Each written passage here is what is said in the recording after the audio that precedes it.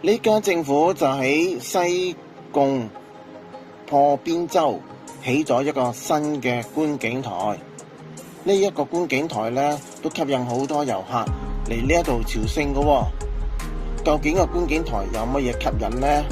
咁我哋就帶大家嚟睇下呢一個嘅觀景台啦。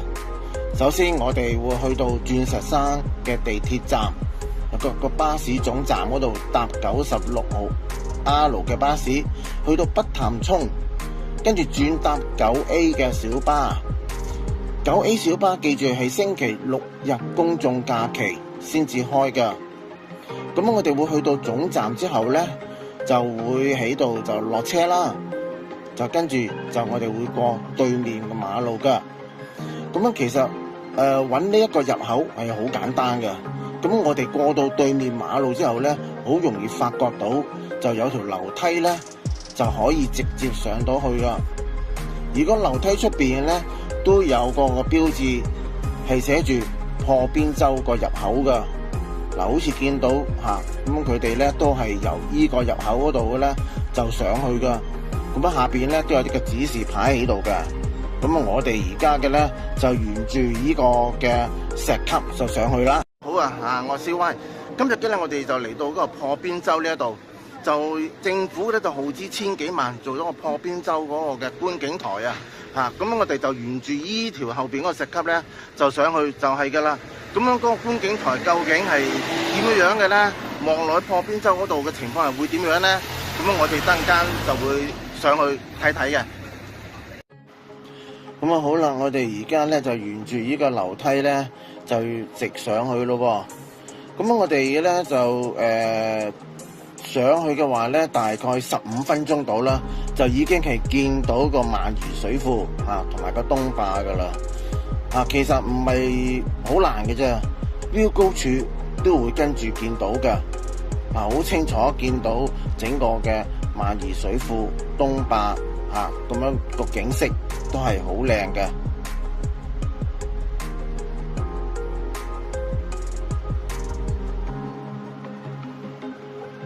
咁我哋而家嘅咧喺度，如果攰嘅就休息下啦，就跟住咧就行都冇幾遠，就已經見到破邊洲嗰個嘅觀景台噶啦。咁我哋沿住一條路咧就直行嘅，咁樣沿路咧都有啲嘅指示牌噶。而家見到都好多嗰啲嘅遊人咧，對喺度就話啲翻出嚟啦，有啲嘅咧就行緊落去咁樣嘅。咁我哋而家咧就沿住呢一條嘅山徑咧，就一路向前行。啲路唔係難行嘅，咁樣其實都係好容易行嘅。咁前邊咧就見到有一條小徑咧上山嘅。咁我哋就唔需要上山嘅。嗰個山咧，如果上去嗰個就係花山嚟噶。我哋就係唔係上花山啦。咁啊，而家我哋嘅咧就喺左手邊嗰度都見到好多嗰啲嘅遊客咧，都已經係去到觀景台嗰邊噶。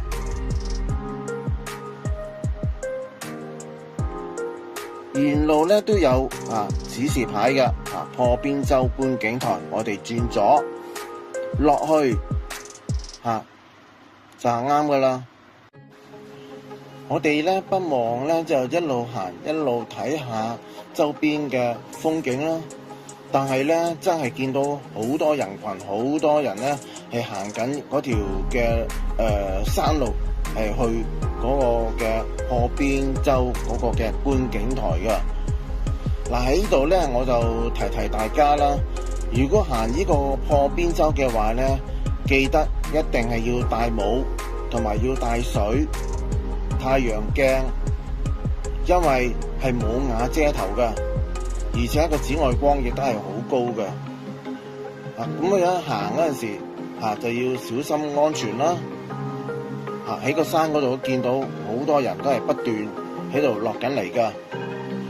沿途咧我哋都會喺嗰個嘅東壩嗰度都見到好多啲遊艇都會停泊咗喺嗰邊嚟噶。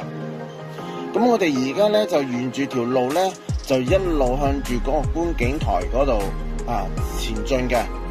咁樣其實嘅咧就係嗰個指示牌嗰方面咧係好清楚嘅，就喺呢方面咧就都會一路沿途都會見到你嗰個嘅指示牌去到邊一度啦。前邊嗰度就係嗰個檢珠灣嗰個嘅地方嚟噶。咁我哋行嗰陣時就要小心啦。咁好定好快脆咧，就已經到咗接近觀景台嗰個位咯。喺度見到真係人山人海啊！咁你另外嘅咧有一邊咧就會再上少少睇個景係會好啲噶。咁我哋嘅咧就行落去下邊另外一邊，就睇下整個破邊洲個環境啦。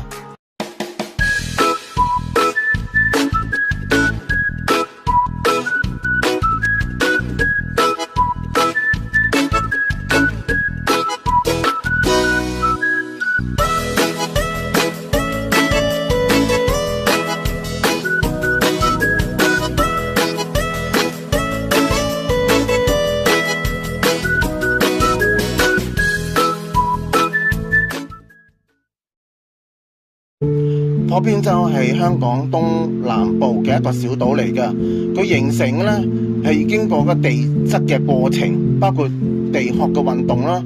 香港嘅地區係位於歐亞板塊同埋太平洋板塊嘅交界處啊。個地殼運動導致咗佢地形嘅變化啦，包括海岸線嘅侵蝕同埋隆起咗㗎。佢侵蝕嘅作用包括佢海浪、風同雨水嘅對岩石進行咗侵蝕，逐漸削弱咗佢岩石，形成咗破邊洲嘅獨特嘅地形，包括懸崖啦、海岸、侵蝕洞等嘅。火山嘅活動，雖然破邊洲佢本身唔係火山島啊，但係香港嘅地區曾經係有過火山嘅活動㗎，形成咗一啲嘅火山岩，可能係對周圍嘅地形係會有影響到㗎。今次咧破邊洲嗰條片咧就拍攝到此為止㗎啦，咁我哋就會原路折返嘅，咁下條片再見，拜拜。